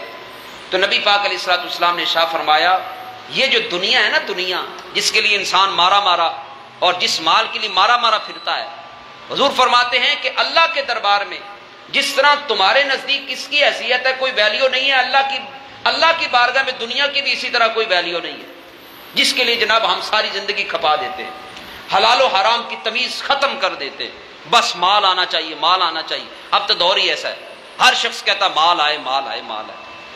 تو نبی پاک علیہ الصلوۃ والسلام نے اس دنیا کے مال کی حیثیت کو بیان کیا ہے کہ یہ دنیا کس طرح کی ہے۔ پھر ایک اور مقام پر حضور علیہ السلام نے ارشاد فرمایا، توجہ ہے آپ کی، حضور نے فرمایا کہ اگر تم میں سے کوئی شخص سمندر کے اندر اپنی انگلی ڈالے، پتہ نہیں سارے نے سمندر دیکھا کہ نہیں دیکھا، جنہوں نے دیکھا ہے ان کو اندازہ ہوگا۔ میں الحمدللہ 9 سال کراچی میں رہا ہوں، جب دوران طالب علمی تو سمندر پر جانا ہوتا تھا، جناب ایک طرف آپ کھڑے ہیں، دوسری طرف دیکھنا ہے پانی پانی ہے، اتنا پانی ہے جہاں تک آپ کی نظر جا رہی ہے اور آپ کی زبان سے بے ساختہ جاری ہو جاتا ہے سبحان اللہ۔ اور یعنی وہ ایک عجیب منظر ہوتا ہے، اس کو دیکھ کے ایک روحانیت پیدا ہوتی ہے اور انسان آٹومیٹک اللہ تعالیٰ کے ذکر سے اس کی زبان تر ہو جاتی ہے، اس کی زبان پر سبحان اللہ جاری ہو جاتا ہے۔ میں نے تو وہ منظر بھی دیکھا جناب، وہ اتنا پانی پانی ہے اور دور سے دیکھا سورج ڈوب رہا ہے، اچھا یوں لگتا ہے جیسے سورج پانی کے اندر جا رہا ہے۔ خیر، نبی پاک علیہ السلام نے فرمایا کہ تم میں سے اگر کوئی شخص سمندر کے اندر اپنی انگلی ڈبو دے پھر اس کو نکالے تو انگلی کے اوپر کتنا پانی لگا ہوگا؟ بھئی کتنا پانی ہوگا؟ وہ تراوٹ اور تری کتنی ہوگی؟ بالکل معمولی سی۔ تو نبی پاک علیہ الصلوۃ والسلام ارشاد فرماتے ہیں کہ یہ دنیا آخرت کے مقابلے میں ایسی ہی ہے جس طرح آخرت سمندر ہے اور یہ دنیا وہ تری کی طرح پانی ہے، یعنی یہ دنیا کی حقیقت ہے۔ آپ کے اور میرے آقا یہ بات ارشاد فرما رہے ہیں۔ پھر دنیا کی محبت یہ تمام گناہوں کی جڑ ہے، یہ بھی حدیث مبارکہ ہے۔ اچھا دنیا کی محبت کیا مطلب؟ کہ دنیا، ویسے حضرت عثمان غنی کو اللہ نے بڑا مال دیا تھا، لیکن ان کا یہ جو مال ہے یہ دنیا کا مال اس لیے نہیں تھا کہ انہوں نے دین پر خرچ کر دیا، دین پر خرچ کیا تو اب یہ دنیا نہ رہا۔ دنیا کی تعریف یہ ہے کہ ہر وہ چیز جو انسان کو اللہ کی یاد سے غافل کر دے وہ دنیا کہلاتی ہے۔ تو یہ جو دنیا کا مال ہے، حضرت عثمان غنی رضی اللہ تعالیٰ عنہ نے اللہ اور اس کے رسول کی رضا کے لیے خرچ کر دیا۔ مال ہونا برا نہیں ہے، مال کی محبت ہونا بری بات ہے۔ جہاں آپ کو خرچ کرنا ہے وہاں آپ خرچ نہیں کرتے، مال کی محبت میں بیٹھے ہوئے ہیں نکالنے۔ آپ کو یہ تو آپ بھی جانتے ہیں، میں بھی جانتا ہوں، جیب چو اگر کچھ کرنا پوے نا تو بندہ 100 باری سوچتا ہے کی کریے، 500 کا نوٹ کٹا کے 1000 کا، یاسر بھائی کون سا نوٹ نکلنا چاہیے، بندہ 100 دفعہ سوچتا ہے، کیونکہ مال ہے نا، اس کی محبت ہمارے اندر بیٹھی ہوئی ہے۔ حالانکہ ہونا تو یہ چاہیے کہ جس مالک نے دیا ہے جب اس کے نام پر خرچ کرنے کی باری ہے تو پھر بغیر گنتی تو اینجی کٹ کے دے دینے چاہیے۔ بات سمجھ میں آئی؟ تو خیر بات یہ بیان کر رہا تھا کہ دنیا کا جو مال ہے اس کی محبت بری چیز ہے، مال ہونا بری چیز نہیں ہے۔ اور مال ہونا یہ بری چیز اس لیے نہیں ہے کہ اس کو اگر اللہ کی راہ میں خرچ کریں گے تو یہ کام آئے گا، یہ دین بن جائے گا، اس سے دین کا کام ہوگا۔ لیکن اگر اس مال کو سنبھال کر بیٹھے رہے تو پھر لازمی سی بات ہے یہ دنیا ہے۔ تو اسی دنیا کے متعلق آپ کے اور میرے آقا علیہ الصلوۃ والسلام نے یہ ارشاد فرمایا۔ اور انسان نے دنیا میں ہمیشہ تو رہنا نہیں ہے، یہ زمین ہے نا، زمین۔ اچھا بڑی خوبصورت بات سنیں گے تو آپ مطلب بہت اچھے طریقے سے میری بات کو سمجھ سکیں گے۔ ایک بزرگ فرما رہے تھے، بہت اچھی انہوں نے بات کہی، وہ کہہ رہے تھے کہ یہ زمین ہے نا، زمین بندے دا بھی انتقال ہوتا ہے تو زمین دا بھی انتقال ہوتا ہے، بندے کا بھی انتقال ہوتا ہے اور زمین کا بھی انتقال ہوتا ہے۔ جب زمین کا انتقال ہوتا ہے تو یہ زمین بندے دے نام لگ جاندی ہے، بھئی ایسے ہی ہوتا ہے نا، بولو تو صحیح بھئی، زمین کا انتقال ہوتا ہے تو یہ بندے کے نام لگ جاتی ہے، انسان کی ہو جاتی ہے، تو جدو بندے دا انتقال ہوتا ہے زمین دے نامے لگ جاتا ہے۔ اور یہ حقیقت ہے جناب، ہم اتنا کچھ کرتے رہے، اتنے جتن کیے، اتنا کچھ جناب اس دنیا کو بہتر کرنے کے لیے، اپنا فیوچر بہتر کرنے کے لیے کرتے رہے، آخر کار کیا ہوا؟ وہ جو زمین جس کا انتقال کروا کروا کے اپنے نام کرتے رہے، وہ انتقالات سب ختم ہو گیا، اسی خود زمین دے نہ لگے۔ اور یہ ایک بزرگ اور بھی فرماتے، بیٹا بیٹھ جاؤ، فرماتے ہیں کہ زمین کو کوئی نہیں کھا سکتا مگر زمین سب کو کھا گئی. ہم سے پہلے جو لوگ تھے ان کو زمین کھا گئی. یاسر بھائی کے بھائی کا بھی انتقال ہوا. میں ان سے بڑی محبت کرتا تھا, بلکہ کبھی ان سے تفریح بھی کرتا رہتا تھا. وہ جو سائیں مطلب درویش آدمی تھا. اچھا ہاں, وہ چلے گئے, اس سے پہلے ان کی والدہ چلی گئی, اور اس سے پہلے اور بھی کئی عزیز رشتہ دار چلے گئے. یوں کہہ لیں کہ آپ میں سے ہر ایک کوئی نہ کوئی, آپ غور کریں گے نا تو آپ کے گھر میں سے بھی ایسا ہوگا جس کو زمین نے کھا لیا. ہو سکتا ہے آپ نے یا میں نے اپنے والدین کو بھی زمین کے سپرد کیا ہو. میں نے اپنے والدین کو خود اپنے ہاتھوں سے زمین کے سپرد کر دیا. آپ میں سے آپ نے کتنے اپنے عزیز و اقربا کو زمین کے سپرد کر دیا. تو بھائی انسان تو آتا ہی جانے کے لیے ہے, جو دنیا میں آیا ہے اسے جانا پڑے گا. تو انسان کو جب معلوم ہے کہ مجھے جانا ہی جانا ہے, اور یہ بھی کوئی پتہ نہیں ہے کہ کب جانا ہے, تو پھر جناب انسان دنیا کے لیے اتنا کچھ کرتا رہے. لہذا اللہ نے جو دنیا میں ہمیں بھیجا ہے نا, مقصد کیا ہے؟ وَمَا خَلَقْتُ الْجِنَّ وَالْإِنسَ إِلَّا لِيَعْبُدُونَ. اللہ نے تو اپنی بندگی پیدا کرنے کے لیے ہمیں بھیجا. آپ جناب ہم یہی سمجھتے ہیں کہ جناب کھاؤ پیو سو جاؤ بچے پیدا کرو اور زندگی گزر رہی ہے. ہمارا یہ منشا اور یہ منشور زندگی بن چکا ہے. حالانکہ اللہ تعالیٰ نے ہمیں اس مقصد کے لیے پیدا نہیں کیا. ہمیں جو پیدا کیا گیا ہے وہ تو اللہ کی عبادت کے لیے پیدا کیا گیا ہے. ہم دنیا میں اس لیے آئے کہ ہم اللہ کا شکر ادا کرتے رہیں. ہم دنیا میں اس لیے آئے کہ ہم اللہ کی عبادت کرتے رہیں اور اس کی کبھی بھی ناشکری نہ کریں. ہم جناب دنیا کے مال کو دیکھ کے اللہ کی ناشکری شروع کر دیتے. تو لہذا آپ کو اور مجھے اس بات پر تفکر کرنا ہے کہ ہماری زندگی کس طرح کی چل رہی ہے, اور اگر اس طرح کی کوئی بات ہمارے اندر پائی جاتی ہے تو اس کو ختم کرنے کی کوشش کریں. ایک اور آخری بات, نبی پاک علیہ السلام نے ایک اور بات بیان کی. اچھا یہ ساری حدیثیں جو میں بیان کر رہا ہوں, مشکات المصابیح نامی کتاب ہے امام ولی الدین تبریزی کی. اس میں ایک عنوان ہے دلوں کو نرم کرنے والی باتیں. یہ چیپٹر موجود ہے, اس کے اندر یہ ساری حدیثیں لکھی ہوئی ہیں. اب آخری حدیث, نبی پاک صلی اللہ تعالیٰ علیہ وآلہ وسلم نے ارشاد فرمایا کہ تم میں سے اگر کوئی شخص پانی پر چلے, یعنی یہاں اگر پانی ہو سڑک پر آپ چلیں ننگے پاؤں, آپ کے پاؤں گیلے ہوں گے کہ نہیں ہوں گے؟ سارے تو بولو. ہو سکتا کسی سے سکے رہ جان, بھئی اس کے ہی رہیں گے جس نے جوتا پہنا ہوا ہوگا, لیکن اس کے جوتے تو گیلے ہو جائیں گے نا. حضور فرما رہے ہیں, حضور فرماتے ہیں کہ جس طرح تم میں سے کوئی شخص پانی پر گزرے. اب دیکھیں کتنی نفیس مثالیں ہیں. تم میں سے کوئی شخص پانی پر گزرے, اس کے جوتے اس کے پاؤں گیلے ہوں گے کہ نہیں ہوں گے؟ تو نبی پاک علیہ الصلوۃ والسلام ارشاد فرماتے ہیں اسی طرح جس شخص کے دل میں دنیا کی محبت آ گئی, ہو ہی نہیں سکتا وہ بندہ گناہ نہ کرے. یہ مسلم کی روایت ہے. تو بھائی مال ہونا چاہیے, دنیا سے محبت کس انداز کی ہونی چاہیے؟ بس دنیا میں رہ رہے ہیں کافی ہے. لیکن اگر مال کی محبت اتنی غالب آ گئی کہ آپ نے رب رسول کو بھلا دیا, جو احکامات ہیں ان کو پورا کرنا چھوڑ دیا. میرے رب نے فرمایا کہ اتنے مال میں سے اتنی زکوٰۃ نکالو, آپ مال کے اوپر سانپ بن کر بیٹھے رہے, زکوٰۃ نہیں ادا کی, جو اس کی راہ میں خرچ کرنا تھا, جو فریضہ پورا کرنا تھا وہ پورا نہیں کیا, تو یاد رکھو اب یہ دنیا تمہارے لیے وبال جان بن جائے گی. تو لہذا آپ کو اور مجھے اپنے اعمال کی بھی اصلاح کرنے کی کوشش کرنی چاہیے. جی جی اچھا. تو دوستو یہ صبح میں نے حدیث مبارکہ جو پیش کی تو اس حوالے سے یہ چند باتیں میرے سامنے تھیں, میں نے آپ کی خدمت میں پیش کر دی.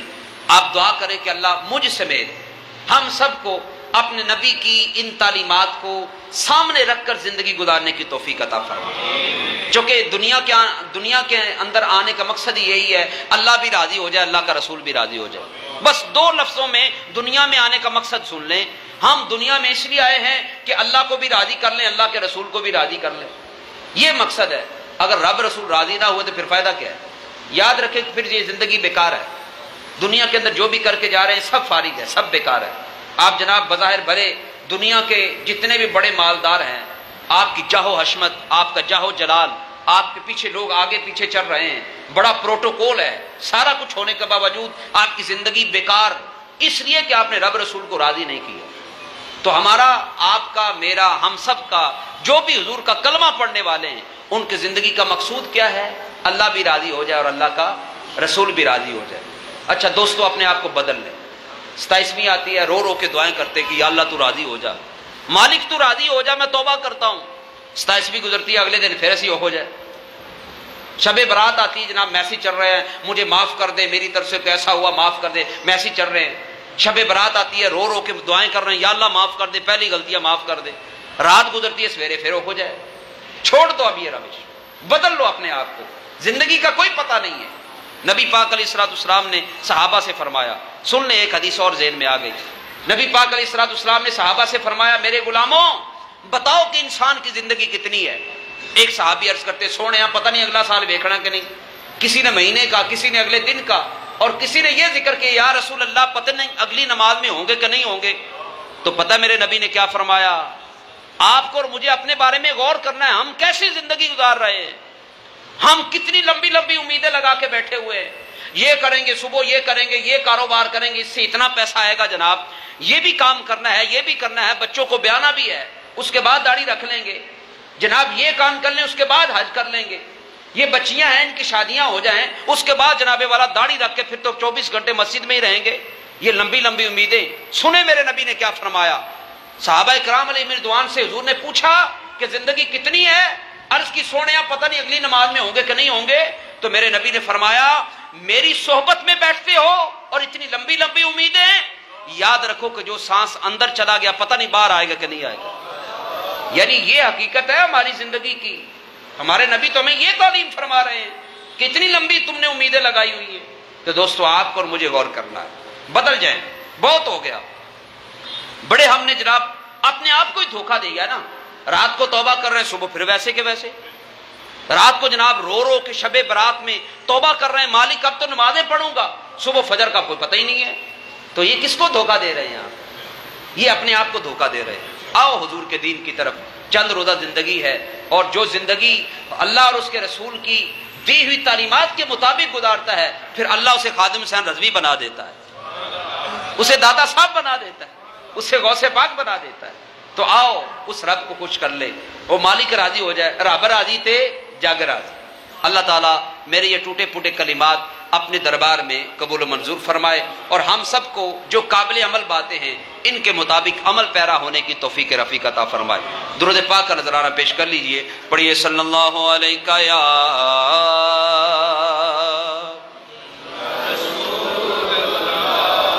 وسلم علیک یا اور اونچا پڑھ لیجئے صلی اللہ علیہ یا رسول اللہ وسلم علیک یا ہادی بھی مصطفیٰ رہبر بھی مصطفیٰ ہادی بھی مصطفیٰ رہبر بھی مصطفیٰ اللہ دے جلوے آدھا اللہ دے جلوے آدھا مظہر بھی مصطفیٰ ہاں اللہ دے جلوے آدھا مظہر بھی یا مصطفیٰ خیر البرا تیرے جیا کوئی نہیں میں کہنوں کوا تیرے جیا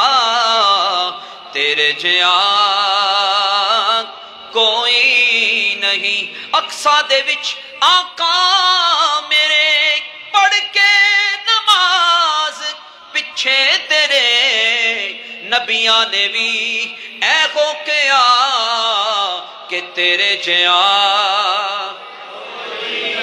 اور تیرے جیا سوہنا نبی ہاں تیرے جیا سوہنا نبی لبا میں تاں جے ہووے کوئی مینوں دیکھے بس نہ پتا کہ تیرے جیا کوئی نہیں کیوں کے اللہ دے جلویاں دا مظہر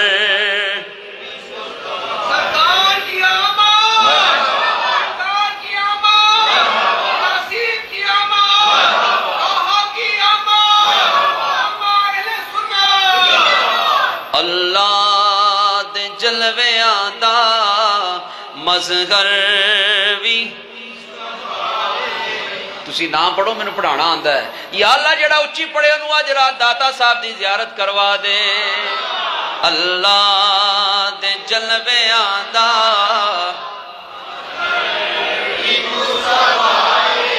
کتھے کیڑا کلیہ لانا میں نے پتا ہے اللہ دے جلوے آندہ مظہر اللہ دے جلوے آندہ مظہر رخ مصطفیٰ دے بوسے نت سادیاں پہلندی چم چم کے مصطفیٰ نو سکھیاں نو جا کے کہہ دی ہاں رخ مصطفیٰ دے بوسے نت سادیا پہلندی چم چم کے مصطفیٰ نو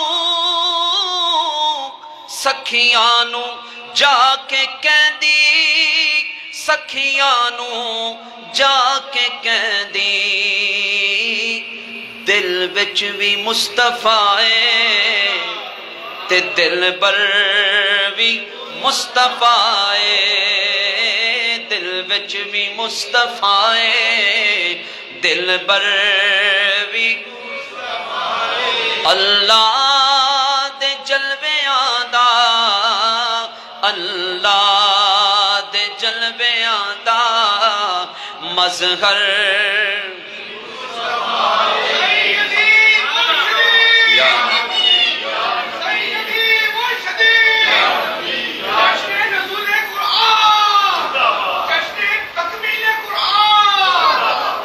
اللہ دے جلویاں دا مظہر اللہ دے جلویاں دا مظہر یا اللہ جڑا میرے نال پڑھے تے کوارا ہے اللہ اندے واسے رشتے دے اسباب پیدا فرما دے اللہ دے جلویاں دا مظہر ماشاءاللہ ہون بچو بچو بڑیاں اچھی بازی نکل رہی ہیں اللہ دے جلویاں دا مظہر اور سرکار نے جبھی تو پردہ جدوں ہٹایا روح الامین تک کے دنیا نو اے سنایا ہاں سرکار نے جبھی تو پردہ جدوں ہٹایا روح الامین تک کے دنیا نو اے سنایا دنیا نو اے سنایا اے در بھی مصطفیٰ او در بھی اے در بھی مصطفیٰ او در بھی اللہ دے جلویاں دا اللہ دے جلویاں دا مظہر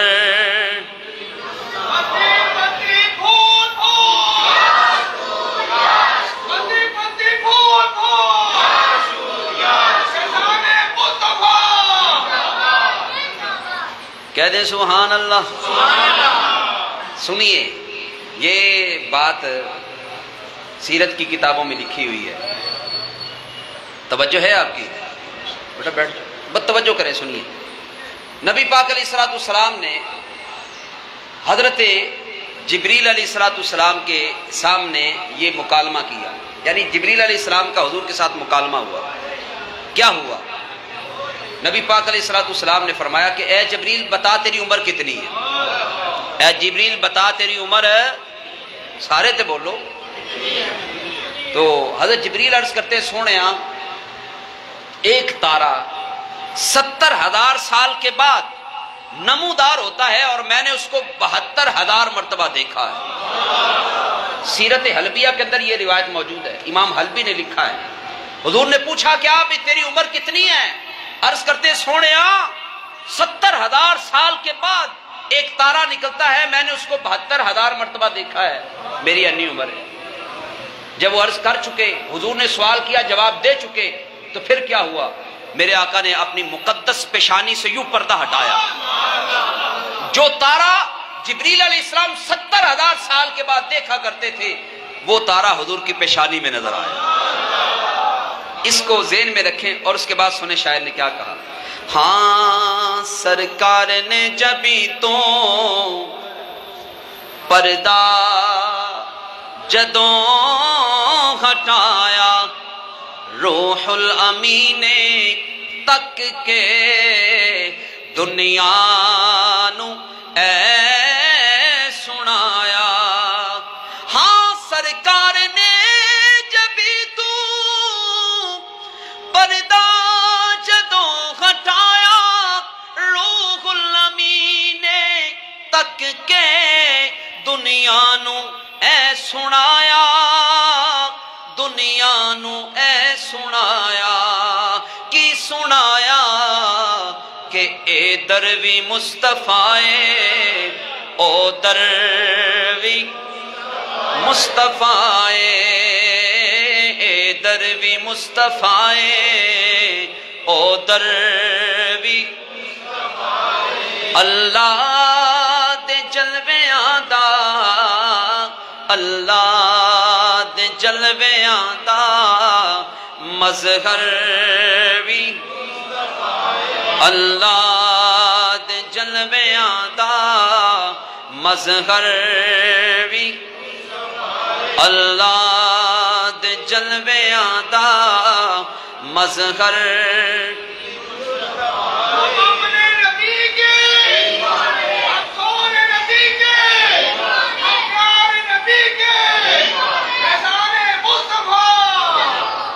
بس حاضرین ذی وقار، میں نے نظم اور نثر کی صورت میں حاضری آپ کی خدمت میں پیش کر دی. بس خلاصہ یہی ہے، اینڈ یہی ہے، بس حضور کے ہو جاؤ. حضور نہ انے واہ پیار کرو، جس طرح استاد فرمایا کرتے تھے نا خادم صاحب رضوی صاحب، حضور سے انے واہ محبت کرو اور خدا کی قسم یہی محبت کام آئے گی. یہ سب کچھ ادھر رہ جائے گا. 50 سال پہلے کے لوگ کدھر ہیں؟ زمین کھا گئی ان کو. ہم نے بھی جانا ہے، ہم نے بھی زمین کا ہو جانا ہے. تو آؤ اپنے نبی سے وفا کرو، اور جو آپ کے اور میرے آقا کی تعلیمات ہیں جس سے اللہ اور اس کا رسول خوش ہوتا ہے، اپنی زندگی کو اس پر ڈھال دو. حضور کی تعلیمات کو اپنی زندگیوں میں لگا دو. آخری بات، آواز سنگل کر دو، آخری بات کر کے میں حاضری مکمل کرتا ہوں. جس طرح میں نے عرض کیا کہ ہو سکتا ہے کہ آج کی رات بھی شب قدر ہو. اچھا شب قدر کی فضیلت کیا ہے؟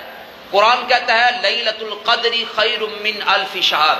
شب قدر ایسی رات ہے کہ 1000 مہینے سے بھی افضل ہے. اللہ نے اس رات کو یہ مقام عطا فرمایا ہے. اچھا یہ افضل کیوں ہوئی؟ افضل ہونے کی وجہ کیا ہے؟ تو اللہ تعالیٰ فرماتا ہے انا انزلناہ فی لیلۃ القدر، ہم نے اس رات میں قرآن کو نازل کیا. اور آپ کو پتہ قرآن نازل نہیں ہوا. آپ کہیں گے قرآن کہتا ہے قرآن نازل ہوا ہے، آپ کہتے ہیں قرآن نازل نہیں ہوا. میں یہ کہنا چاہ رہا ہوں کہ قرآن دنیا پر نازل نہیں ہوا، قرآن نازل ہوا ہے آسمان دنیا پر. چونکہ جو آسمان دنیا سے 23 سال لگے ہیں قرآن کو نازل ہونے میں، لیکن یکمشت ایک ہی رات میں قرآن جو نازل ہوا ہے وہ دنیا پر نہیں بلکہ آسمان دنیا پر نازل ہوا. جب قرآن آسمان دنیا پر نازل ہوا تو بظاہر اس کا کوئی ہمیں فیض نہیں ملا، بظاہر اس کا فائدہ سامنے نہیں آیا، لیکن دوسری طرف دیکھیں کہ جس رات اللہ تعالیٰ قرآن کو نازل کرے اور اس سے لوگ بظاہر مستفیض نہ ہوں، اس کی اتنی عظمت ہے کہ وہ 1000 مہینے سے افضل ہے، اور جس رات صاحب قرآن تشریف لے آئیں اور پھر اس رات میں حضور اس انداز سے دنیا میں آئے کہ دنیا کو فائدہ بھی ملے، حضور سے لوگ فیض یاب بھی ہوں، تو اس رات کی عظمت کا کیا کہنا ہے؟ یہ نقطہ ذہن میں رکھیں کہ جب جشن نزول قرآن کی رات ہوتی ہے، جب لیلۃ القدر ہوتی ہے، قرآن کو اللہ نے اس میں نازل کیا، وہ بھی آسمان دنیا پر، زمین پر نہیں، تو اس کی اتنی اہمیت ہے، تو جس زمین پر اللہ کے رسول خود تشریف لے آئیں اس کی کتنی اونچی فضیلت ہوگی۔ اللہ تعالیٰ آپ کو اور مجھے اپنے نبی سے وفا کرنے کی توفیق عطا فرمائے۔ جو معروضات میں نے آپ کے سامنے پیش کی ہیں، قابل عمل باتوں پر عمل پیرا ہونے کی توفیق عطا فرمائے۔ میں قبلہ حضرت صاحب کا بہت شکر گزار ہوں، انہوں نے یاد فرمایا۔ ہمارے محترم بھائی حافظ شکیل صاحب بڑا پیار کرتے ہیں، بڑی محبت کرتے ہیں، انہوں نے مجھے دعوت پیش کی، میں آپ کی خدمت میں حاضر ہوا۔ جتنے احباب شریک مجلس ہیں، اللہ تمام شرکاء کی شرکت کو ہم سب کے لیے ذریعہ نجات بنائے۔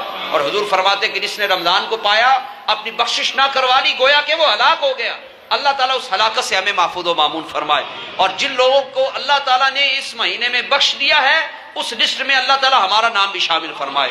وآخر دعوایا ان الحمدللہ رب العالمین۔ مصطفیٰ جان رحمت پہلا نام شمع بز میں ہدایت پہلا،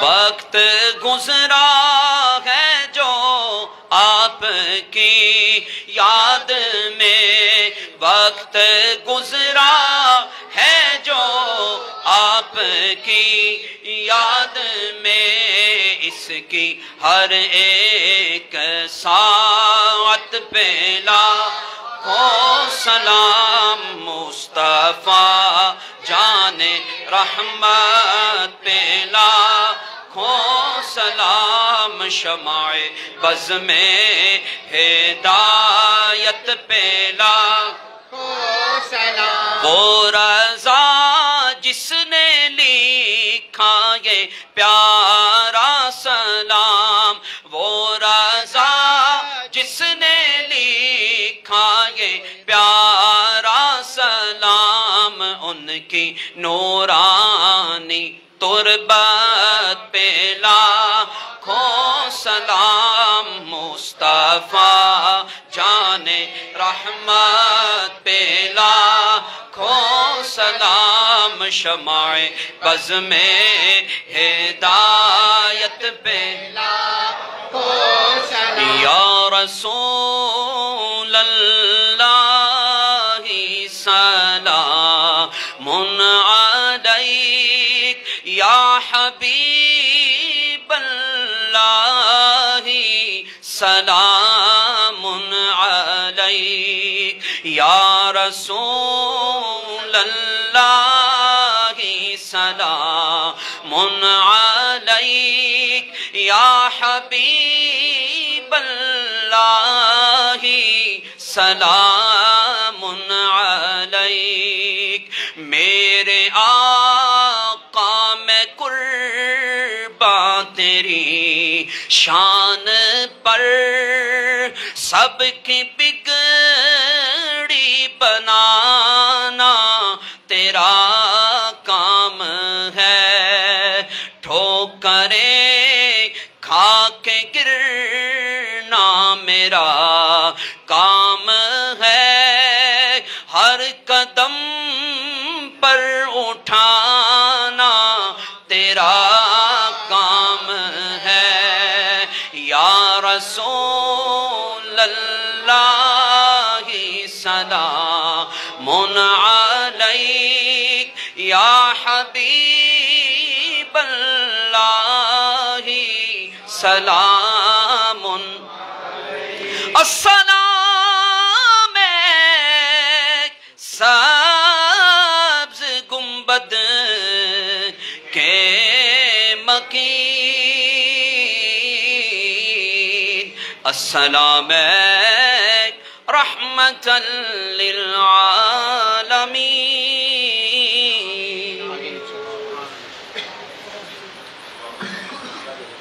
तमाम दोस्त साहब आप तशरीफ रखें। अभी हफाज कराम की इंशाअल्लाह। बच्चे सारे पीछे चले जाएं, शाबाश। छोटे बच्चे सारे पीछे चले जाएं। दुआ करें? नहीं अभी तो दुआ करने का नहीं, मैं वैसे पूछ बच्चे पीछे चले जाएं, छोटे बच्चे पीछे चले जाएं, शाबाश। आप बेटा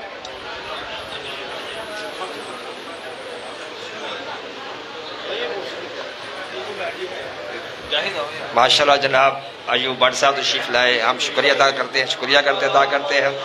जनाब शुएब भाई माशाल्लाह तशरीफ लाए और हाफिज साहब के चाचू तशरीफ लाए माशाल्लाह जी।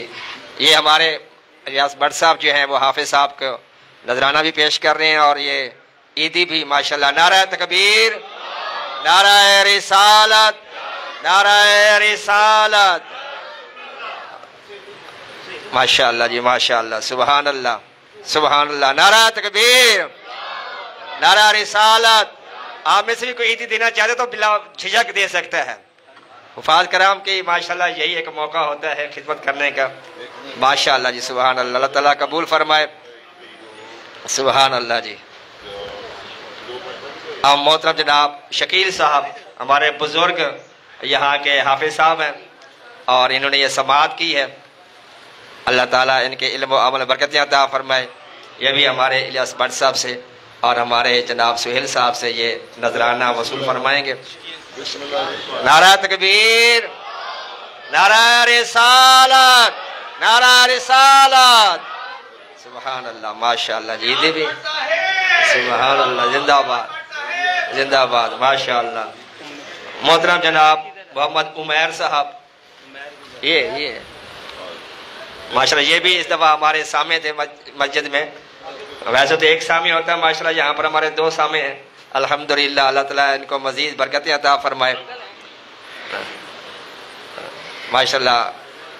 ख्वाजा आबिद साहब और हाजी सुहेल साहब अपने मुबारक हाथों से ये वो नजराना भी पेश कर रहे हैं और मोहब्बत का इजहार भी हो रहा है। नारा तकबीर, नारा रिसालत, नारा रिसालत, सुभान उलमाए अहले सुन्नत। बयान दा मजा आया कि नहीं? ते नात दा ही मजा आया ना।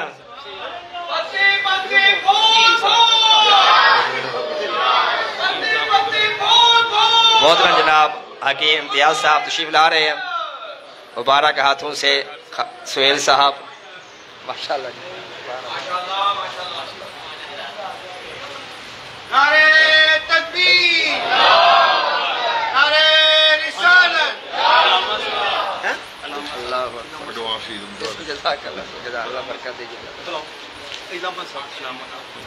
अब मैं हज़रत अल्लामा मौलाना हमारे मेहमान को तशरीफ लाते हैं तहर अब्बास मदनी साहब, उनको भी ये नजराना जो अल्लाह ताला कबूल फरमाइए। अल्लाह ताला इनके इल्म अमल मजीद बरकतें अता फरमाए, अल्लाह इनका साया दराज फरमाए।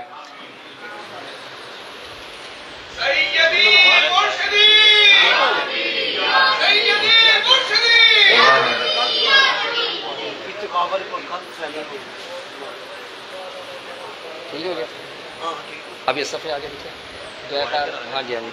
अब मैं बिला ताख़ीर दावा दे रहा हूँ दुआ के लिए मोहतरम जनाब हज़रत अल्लामा मौलाना तहर अब्बास मदनी साहब से कि वो फातिहा शरीफ पढ़ लें। और विरद मैंने आपको पहले बता दिया कि आपने 7 मरतबा सूरतुल क़द्र पढ़नी है। इन्ना अनज़लनाहु फ़ी लैलतिल क़द्र। इंशाअल्लाह पूरा साल बलाओं से हिफाजत रहेगी। ये 7 बार सूरतुल क़द्र पढ़नी है ये दुआ के बाद। उसके बाद आपने 3 मरतबा कम अज़ कम पहला कलमा तय्यबा दुरूद शरीफ के साथ पढ़ना है, ठीक है जी। उसके अलावा भी औरात वज़ाइफ हैं, लेकिन ये चलो आप पढ़ लेना तो इंशाअल्लाह इसकी बड़ी फजीलत है। और कोशिश करनी है कि सुबह की नमाज बाद जमात अदा करनी है। तमाम अहबाब 1 मरतबा सूरह फातिहा, 3 मरतबा सूरह इखलास, अव्वल आखिर दुरूद पाक पढ़ लें ताकि हम अपने मरहूमीन की खिदमत में भी ये तोहफ़ा पेश कर सकें। बिस्मिल्लाहिर्रहमानिर्रहीम।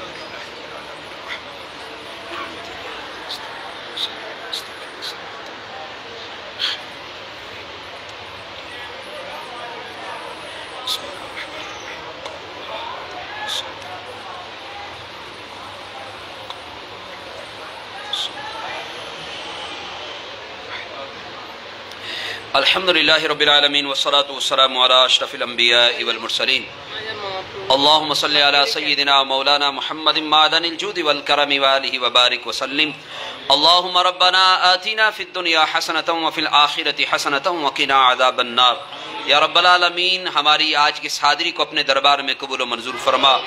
اول سے لے کر آخر تک جو بھی ذکر و اذکار ہوا، قرآن خوانی، درود خوانی، نعت خوانی، لنگر کا اہتمام و انصرام، اے پاک اللہ ان ساری کاوشوں کو اپنی بلند بارگاہ میں شرف قبولیت عطا فرما۔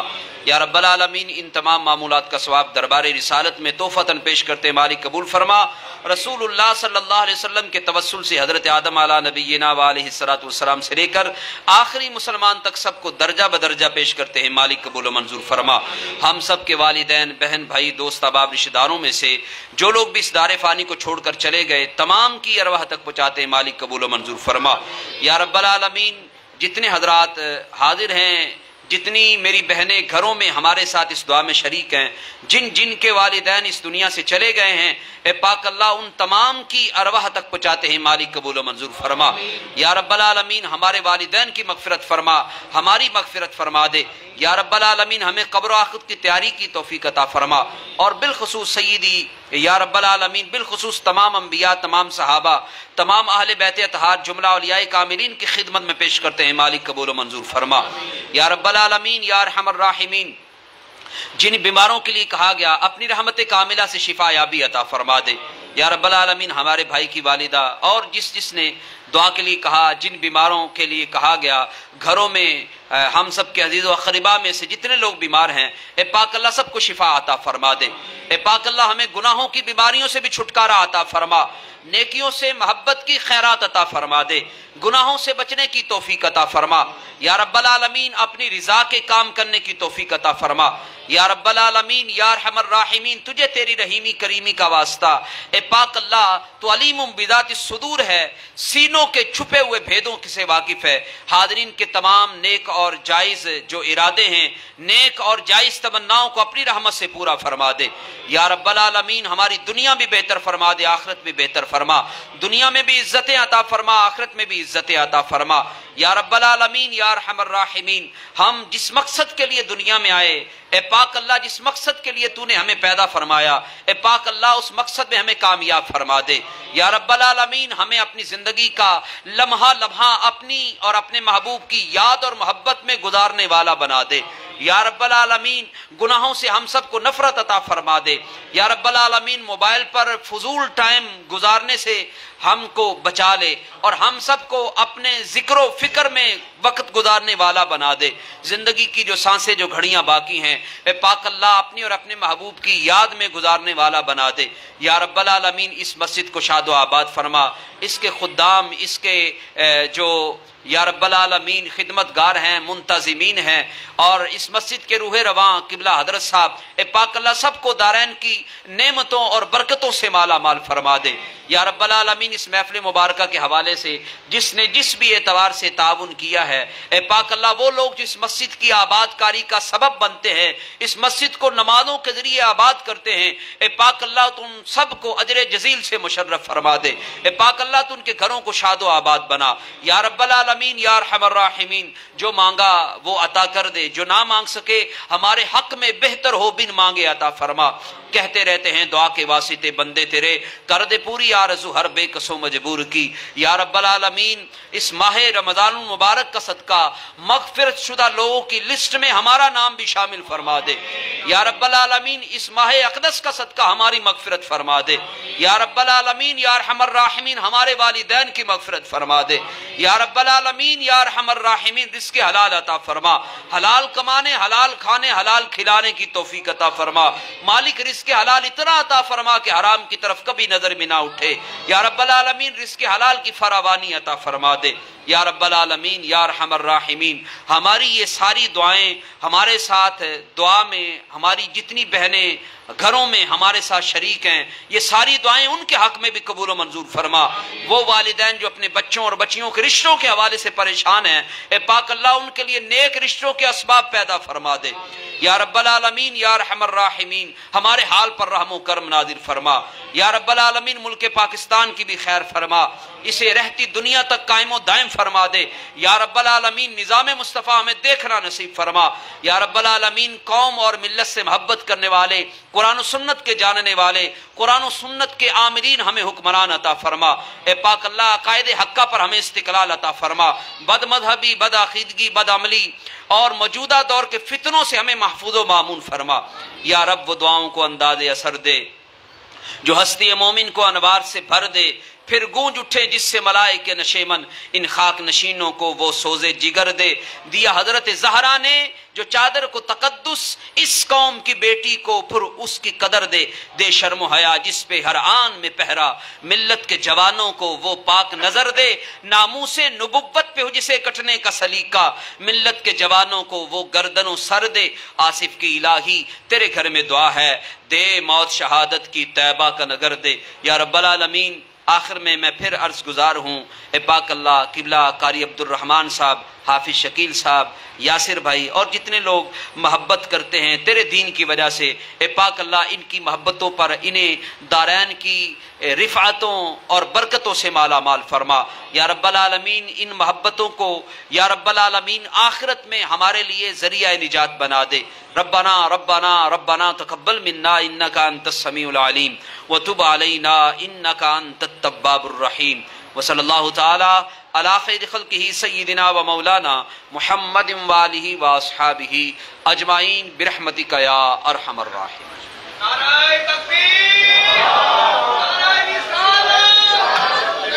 بچے سارے جو ہیں وہ اوپر چلے جائیں، بچے سارے اوپر چلے جائیں، چھوٹے بچے سارے اوپر چلے جائیں۔ آپ بیٹا چلو اوپر، شاباش۔ باقی آمنے سامنے صفحے بنا لیں۔ تمام اسلامی بھائی یہ لائٹ بند کر دیں، سوچ نکال دیں اس کا۔ یہ بچے سارے اوپر چلے جائیں کہ باہر بھیج رہے ہیں، باہر چلے چلو بیٹا، آپ کو بلاتے ہیں، سارے بچے چھوٹے باہر چلے جائیں، شاباش، آپ کو بلاتے ہیں انشاءاللہ۔ آپ کو خصوصی آپ کے لیے لنگر ہے، چھوٹے بچوں کے لیے خصوصی لنگر ہے، یہ باہر چلے جائیں، شاباش، جلدی جلدی، شاباش، آپ بیٹا شاباش، چلو بیٹا۔